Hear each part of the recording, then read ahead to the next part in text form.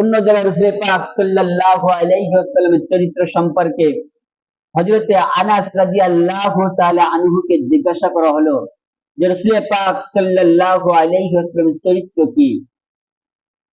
আল্লাহর নবী হযরত মুহাম্মদুর রাসূলুল্লাহ সাল্লাল্লাহু আলাইহি ওয়াসাল্লাম সম্পর্কে হযরতে আনাস রাদিয়াল্লাহু তাআলা আনহু বলেন, আল্লাহর রাসূলের চরিত্র শোনো, আমি আল্লাহর রাসূলের দীর্ঘ 10টি বছর খিদমত করেছি।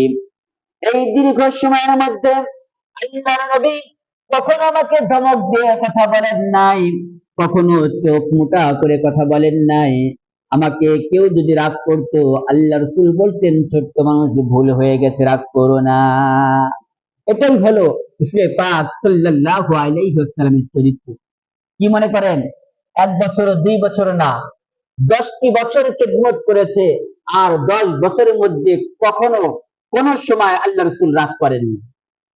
আমার আপনার কাছে একটা লোক 1 সপ্তাহ 2 সপ্তাহ 1 মাস যখন থাকবে, সে যতই ভালো মানুষ হোক, তার কাজ একটু উল্টো পাল্টা হবে, তার কথার সাথে আমার মিলবে না, তার কাজের সাথে আমার মিলবে না, একটু মনক্ষুণ্ণ অবশ্যই হব, তাকে হয়তো ধমক দিয়ে কথা বলবো। কিন্তু আল্লাহ রাসূলের কাছে 10টি বছর থাকলেন, এই 10 বছরের মধ্যে কখনো ধমক দিয়ে কথা বলেন নাই। আল্লাহ রাসূলের চরিত্র সম্পর্কে হযরতে যায়েদ রাদিয়াল্লাহু তাআলা আনহুকে প্রশ্ন করা হলো, যায়েদ, তুমি বলো আল্লাহর রাসূলের চরিত্র কি? হযরত যায়েদ রাদিয়াল্লাহু তাআলা আনহু বললেন, আমি আল্লাহর রাসূলের চরিত্র সম্পর্কে আর কি বলবো? আমি যখন আমার পিতা মাতা থেকে হারিয়ে গেলাম, আমার পিতা মাতা আমাকে সব জায়গায় তালাশ করতে লাগলো, সব জায়গায় অন্বেষণ করলেন, কোথাও পেলেন না। আমার পিতার চাচা একদিন খুঁজতে খুঁজতে সংবাদ পেয়ে গেল যে যায়েদ আল্লাহ রাসূল সাল্লাল্লাহু আলাইহি ওয়াসাল্লামের কাছে রয়েছে। আমার পিতা এবং চাচা আল্লাহ রাসূলের কাছে গেলেন, গিয়ে বললেন, ইয়া রাসূলুল্লাহ, ইয়া হাবিবাল্লাহ, আমরা শুনতে পেয়েছি আমাদের পুত্র যায়েদ আপনার কাছে রয়েছে, আমরা তাকে নিতে চাই। আল্লাহর নবী বললেন, যায়েদকে আনা হবে। যায়েদ যদি আপনাদেরকে চিনতে পারে আর যদি আপনাদের কাছে যেতে চায়, আমার পক্ষ থেকে কোনো নিষেধাজ্ঞা নেই। তবে আর যায়েদ যদি যেতে না চায়, আমরা তাকে জোরপূর্বক পাঠিয়ে দেব, আমি তাকে জোর করে আপনাদের নিকট পাঠিয়ে দেব, আমি এরকম লোক নই। যায়েদকে আনা হলো, তার পিতা এবং চাচা সামনে রয়েছে। বলা হলো, এই যে তোমার পিতা, এই যে চাচা, তুমি চেনো নাকি? যায়েদ বলল, হ্যাঁ, এই যে আমার পিতা, এই যে আমার চাচা, আমি চিনি। তখন রাসূল পাক সাল্লাল্লাহু আলাইহি ওয়াসাল্লামকে বলা হলো, আমরা আমার পুত্র যায়েদকে নিতে চাই। যায়েদকে বলা হলো, তুমি বাড়িতে চলো, বাড়িতে যদি যাও, তোমাকে আমার যত সম্পত্তি আছে, সম্পদ আছে, সব তোমাকে দিয়ে দেব, তুমি আমার সঙ্গে বাড়িতে চলো। তোমার মা কাঁদতে কাঁদতে বেহুশ হয়ে যাচ্ছে, হয়রান হয়ে যাচ্ছে, বাড়িতে চলো। যায়েদ রাদিয়াল্লাহু তাআলা আনহু যে উত্তরটি দিয়েছিলেন, যে কথাটি বলেছিলেন, স্পষ্ট ভাষায় বর্ণনা রয়েছে। তিনি বললেন যে বাড়ির সম্পদ কেন, পৃথিবীর সমস্ত সম্পদ যদি আমাকে দেওয়া হয়, আমি আল্লাহ রাসূল সাল্লাল্লাহু আলাইহি ওয়াসাল্লামের কাছ থেকে যে চরিত্র পেয়েছি, যে আদর্শ পেয়েছি, যে ভালোবাসা পেয়েছি, যে মহব্বত পেয়েছি, গোটা পৃথিবী দিল, আমি রাসূল পাক সাল্লাল্লাহু আলাইহি ওয়াসাল্লামের কদম মোবারক ছেড়ে যাব না। বলে সুবহানাল্লাহ। কত অনুপম আদর্শ থাকলে পারে, ভালোবাসা থাকলে পারে। পৃথিবীর সবথেকে আপনজন হলো পিতামাতা, তার থেকে ভালোবাসার মানুষ আর কেউ থাকতে পারে না। অথচ সেই পিতা মাতার কাছে যাচ্ছে না, কি কারণে? চরিত্রের কারণে, ব্যবহারের কারণে। এত সুন্দর চরিত্র ছিল, অনুপম আদর্শ ছিল। আমরা এই চরিত্র পুরোপুরি রাসূলের চরিত্র পারবো না, কিন্তু রাসূলের চরিত্র থেকে শিক্ষা নিয়ে আমাদের চরিত্র গঠন করতে হবে, সুন্দর চরিত্র করতে হবে। হযরত আয়েশা সিদ্দিকা রাদিয়াল্লাহু তাআলা আনহাকে প্রশ্ন করা হলো, রাসূল পাক সাল্লাল্লাহু আলাইহি ওয়াসাল্লামের চরিত্র সম্পর্কে কিছু বলেন। হযরত আয়েশা সিদ্দিকা রাদিয়াল্লাহু তাআলা বললেন, আমি যখন রান্না করতে যেতাম, আল্লাহ রাসূল দ্বীনের দাওয়াত দিতে যেতেন, রাষ্ট্রীয় কাজ করে আসতেন, এমন সময় যদি দেখতেন যে আমি কোনো কাজ করতেছি, আমার রান্নায় দেরি হয়ে গেছে, আল্লাহ রাসূল সমস্ত কাজ বাদ দিয়ে আমার রান্নার কাজে সহযোগিতা করতেন। বলেন সুবহানাল্লাহ। আমি আপনি যদি কেউ যদি শোনে যে বউর রান্নার কাজে সহযোগিতা করছে, আমাদেরকে সমাজে হোক মনে করবে যে একটি বউ পাগল বা মাইদো, অনেক ধরনের গালিগালাজ করবে। কিন্তু না, আপনাকে ফ্যামিলি যখন সাহায্য করতে পারবে, আপনি আপনার বাড়িওয়ালাকে সাহায্য করতে পারবেন, এটাই নিয়ম। আর কি করতেন হযরতে রাসূল পাক সাল্লাল্লাহু আলাইহি ওয়াসাল্লামের চরিত্র সম্পর্কে আরো একটি বড় কথা বলেছেন।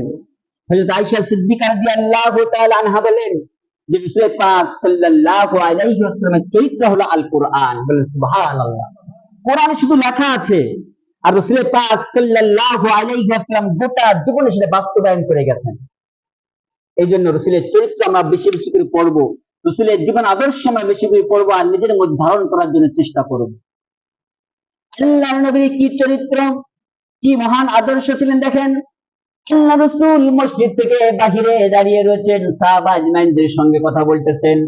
হঠাৎ করে একজন বেদুইন কাফির এসে মসজিদে প্রবেশ করলেন। মসজিদে প্রবেশ করার পরে মসজিদে পেশাব করে দিলেন। সবাই দেখতে সাহাবা আজমাইন, আল্লাহ রাসূল দেখতেছেন। সাহাবা আজমাইনদের রাগেতে শরীর টকবক করতেছে, চেহারা লাল হয়ে গেছে, চোখ বড় হয়ে গেছে রাগেতে। করতেছে কি? আমাদের মসজিদে যেখানে আমরা ইবাদত করি সেখানে একজন বেদুইন কাফের পেশাব করতেছে। অন্যান্য সাহাবা আজমাইন তাকে মারার জন্য উদ্যত হলেন, তাকে শায়েস্তা করার পানিশমেন্ট দেওয়ার জন্য উদ্যত হলেন। আল্লাহ রাসূল বলে, থেমে যাও, তাকে মারা যাবে না এবং তাকে পেশাব করা অবস্থায় বাধাও দেওয়া যাবে না, তার শরীরের সমস্যা হতে পারে। যখন পরিপূর্ণ পেশাব করা হয়ে গেল, আল্লাহ রাসূল তাকে ডাকলেন, ডেকে বলতেছেন, এদিকে আসো, তুমি যে কাজটা করেছো, আমরা মুসলমান, আমাদের কলিজায় আঘাত লেগেছে, আমাদের ধর্মের অনুভূতিতে আঘাত লেগেছে, আমরা ওখানে আল্লাহকে সিজদা দেই, আমরা ওখানে ইবাদত করি, তুমি যে কাজটা করছো সমস্ত মুসলমান কষ্ট পেয়েছে, যারা দেখেছে, যারা শুনবে সবাই কষ্ট পাবে। তোমরা যেমন মন্দিরকে ভালোবাসো, তোমাদের মন্দিরে কেউ যদি আমাদের পেশাব করে তাকে তোমাদের যেমন খারাপ লাগবে, ঠিক আমাদের সেরকম খারাপ লাগবে। তিনি চিন্তা করলেন যে কত বড় আদর্শবান হলে পরে আমাকে তো মেরে ফেলার কথা, আমার তো মারধর হয়ে যাওয়ার কথা কথা বলার আগে, কিন্তু আমাকে বুঝালেন তুমি যেরকম কষ্ট পাও আমি এরকম কষ্ট পাই। এই চরিত্র দেখে সে সঙ্গে সঙ্গে আল্লাহ রাসূলকে বললেন, ইয়া রাসূলুল্লাহ, ইয়া হাবিবাল্লাহ, আপনি কোন সাধারণ মানুষ নাই, আপনার কোন সাধারণ মানুষ পরিচালিত করে না, আপনি যে ধর্ম গ্রহণ করেন, যে আল্লাহকে বিশ্বাস করেন, আমিও সে আল্লাহকে বিশ্বাস করলাম, সেই ধর্ম গ্রহণ করে আমাকে পড়িয়ে দিন, আমাকে মুসলমান বানিয়ে নিন। আল্লাহ রাসূল বললেন, পড়ো লা ইলাহা ইল্লাল্লাহু মুহাম্মাদুর রাসূলুল্লাহ। দেখেন, চরিত্র দেখে ইসলাম কখনো জবরদস্ত করে কাউকে মুসলমান বানায় নাই, মারধর করে অন্য ধর্মের থেকে মুসলমান বানায় নাই। অনুপম আদর্শ দেখে দেখে মানুষ মুসলমান হয়েছে। যখন ফাতে মক্কার সময় আল্লাহ রাসূল হযরত মুহাম্মদুর রাসূলুল্লাহ সাল্লাল্লাহু আলাইহি ওয়াসাল্লাম 10 সহস্রাধিক সাহাবা আজমাইন যখন মক্কায় আসলেন, তখন কাফেরদের কম্পন সৃষ্টি হয়ে গেল। কাফেররা একজন আরেকজনকে বলাবলি বলতে শুরু করলো, একজন আরেকজনকে বলতে শুরু করলো, আজ মুহাম্মদ আব্দুল্লাহর পুত্র মুহাম্মদ। 10 সহস্রাধিক অনেক মানুষের সমাগম নিয়ে, তাদের দল নিয়ে এখানে এসেছেন, আজ আমাদের যাকে যেখান থেকে পিটি পিটি শেষ করে দিবে। একজন সে প্রতিশোধ গ্রহণ করবে। আমরা মক্কা থাকাকালীন যখন মুহাম্মদ নামাজ পড়তো, আমরা কি করতাম, তার মাথায় তার পিঠে নাড়ি ভুড়ি চাপিয়ে দিতাম। আমরা তায়েফের ময়দানে এক অত্যন্ত ভাবে আমরা কি করছি, পাথর নিক্ষেপ করেছি, রক্তে রঞ্জিত করেছি, তার সাহাবা আজমাইনদেরকে আমরা অনেক ভাবে নির্যাতন করেছি। বিলাল রাদিয়াল্লাহু তাআলা আনহুকে আমরা কি করেছি, এরকম সূর্যের দিক ফিরিয়ে তার বুকে পাথর চাপা দিয়েছি। হযরত খাব্বাব রাদিয়াল্লাহু তাআলা আনহুকে আগুনের অঙ্গার পায়ে শুয়ে কি করছেন, তার আগুন অঙ্গার পায়ে নিক্ষেপ করা হয়েছে। হযরত খুবাইব রাদিয়াল্লাহু তাআলা আনহু শুয়ে চলে মৃত্যুবরণ করা হয়েছে। অনেক সাহাবা আজমাইনকে আমরা কষ্ট দিয়েছি, আল্লাহ রাসূলকে আমরা কষ্ট দিয়েছি। আজকে সব প্রতিশোধ গ্রহণ করবে। যে যে যাবে ভাই পারো তোমরা সবাই পালিয়ে যাও। একটা কাফের কি আরেকটা কাফেরকে বলতে শুরু করলো, আজকে প্রতিশোধ নিতে আসছে। আল্লাহ রাসূলের এই কথা শুনে কাফেরেরা যে যে পারে যার যার গুরুত্বপূর্ণ জিনিস নিয়ে পালাতে শুরু করলো। সবাই পালাচ্ছিল।